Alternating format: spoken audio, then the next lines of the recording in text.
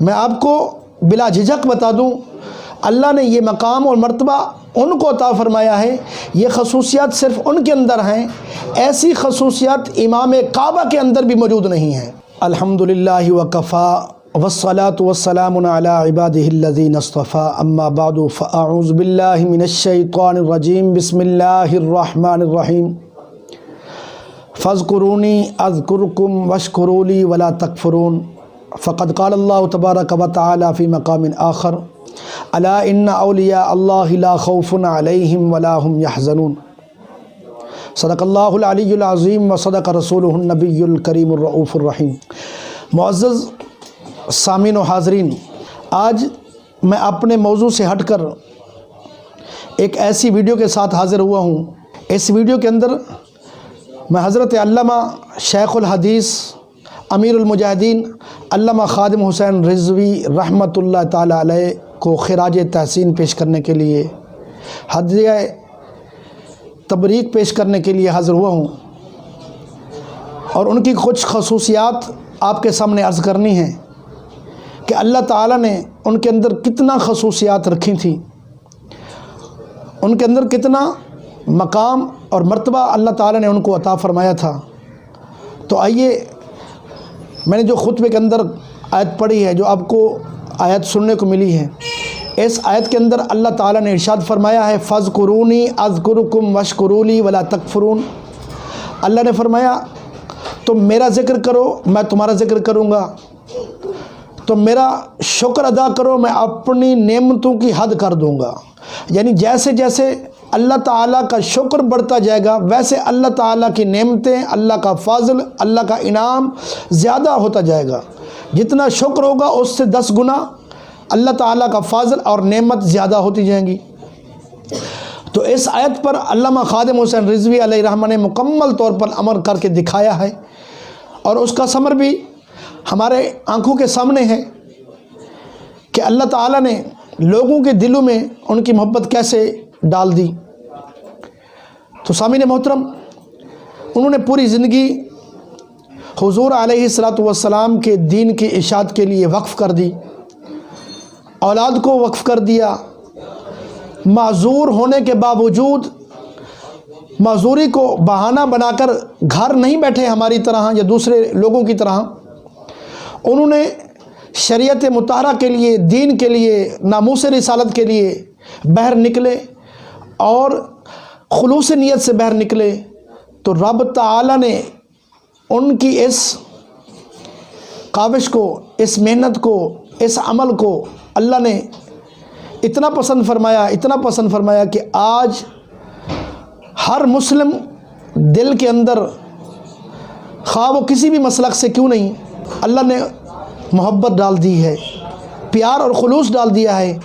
آج ہر مسلک کا فرد، خواہ وہ عالم ہے یا وہ عالم کی محفلوں میں بیٹھنے والا ہے، خواہ وہ دیوبندی ہے، بریلوی ہے، اہل حدیث ہے، کوئی بھی ہے، ہر مسلک کا بندہ ان کو اپریشیٹ کر رہا ہے، ان کی محنت کو تسلیم کر رہا ہے، ان کی کاوشوں کو مان رہا ہے۔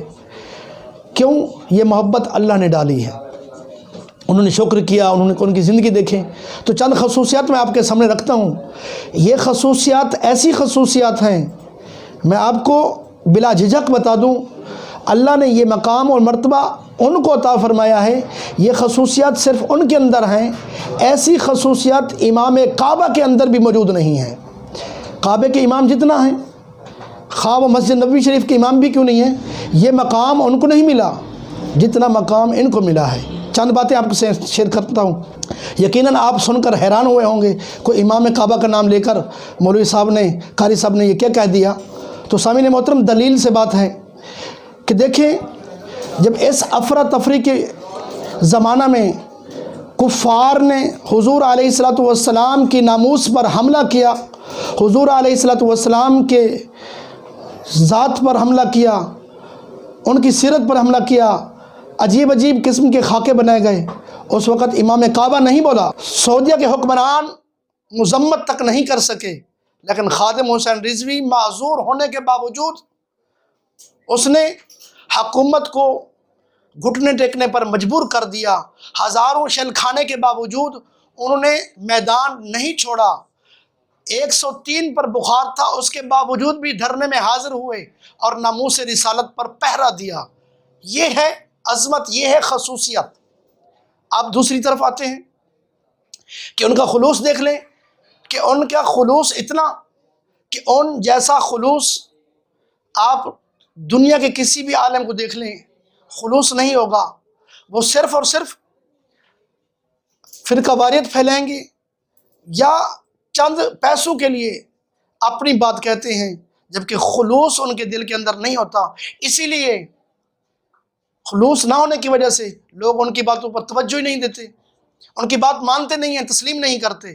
تو سامعین محترم، اگلی طرف ہم آتے ہیں کہ خادم حسین رضوی وہ بندہ ہے جو قول اور فعل کے اندر مطابقت رکھتا ہے، منافقت نہیں رکھتا۔ ایسا نہیں ہے کہتا کچھ ہو کرتا کچھ ہو، یہ چیز نہیں تھی۔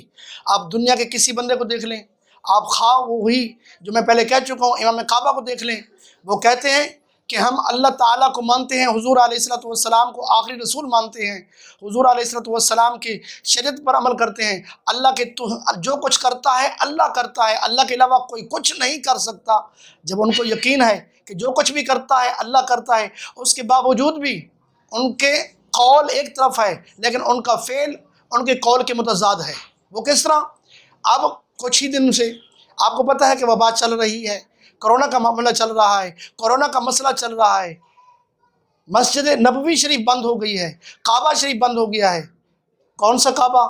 جس کے متعلق رب نے فرمایا ان اول بیت وضع للناس للذی ببکۃ مبارکا وہدی للعالمین، کہ کعبہ کے اندر، مکہ کے اندر اللہ نے برکت اور رحمت اور امن رکھا ہے، بیماریوں سے بچنے کی جگہ ہے، لیکن اس کو بند کر دیا۔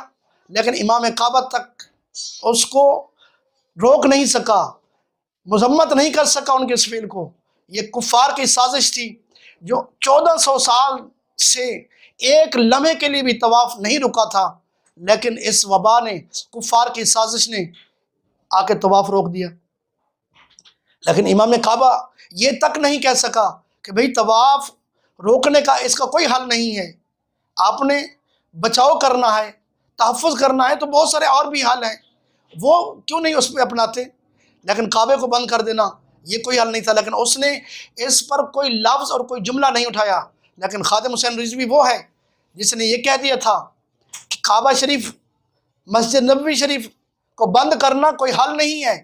نماز پڑھنے والے لوگ جو وضو کرتے ہیں 5 وقت، ان کو یہ بیماری لگ ہی نہیں سکتی، یہ وبا ان کو کچھ کہہ بھی نہیں سکتی۔ کیوں؟ اب دوسری طرف آتے ہیں کہ مسجد نبوی شریف کو بند کر دیا گیا۔ جب مسجد نبوی شریف کو بند کیا، اللہ نے کیا فرمایا ہے؟ لا اقسم بہذا البلد وانت حل بہذا البلد۔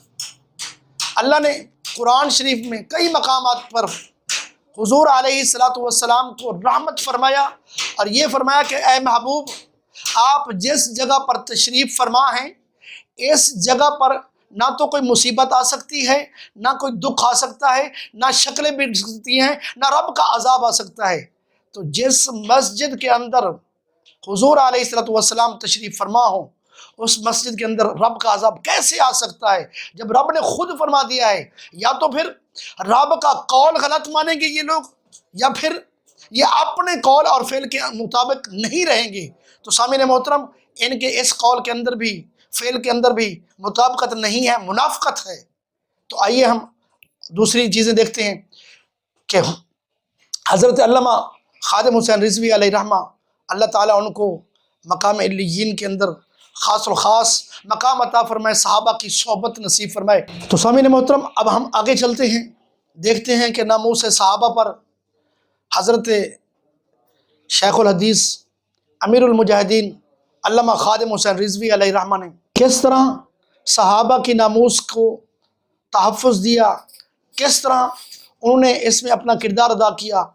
اپنے ہی مسلک کے کچھ علماء نے حضرت امیر معاویہ رضی اللہ تعالی عنہ کے متعلق زبان درازی کی، عجیب عجیب زبانیں استعمال کی، ان میں ڈاکٹر طاہر القادری صاحب بھی شامل ہیں۔ لیکن علامہ خادم حسین رضوی اپنے مسلک کی پرواہ نہ کرتے ہوئے حق ادا کیا اور صحابہ کے ساتھ، اہل بیت کے ساتھ کھڑے ہوئے، ان کا تحفظ کیا، ان کی ناموس کا تحفظ کیا، تو پتہ چلتا ہے کہ ایسا بندہ جو اپنے مسلک کی پرواہ نہیں کرتا، اپنی ذات کی پرواہ نہیں کرتا، اپنے وجود کی پرواہ نہیں کرتا، اللہ نے اس کے اندر کچھ مقام اور مرتبہ تو رکھا ہے نا، کوئی جو خاصیات ایسی ہیں جس کی وجہ سے رب نے ان کو نوازا ہے۔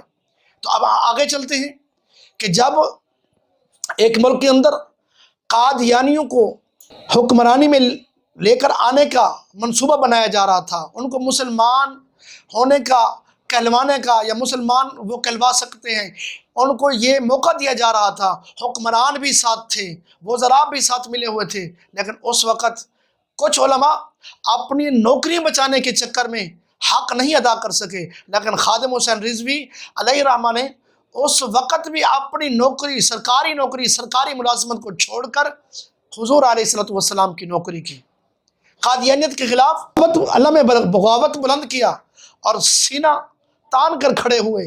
ایک معذور تھا لیکن حکومت وقت کو اپنے موقف سے ہٹنے پر مجبور کر دیا۔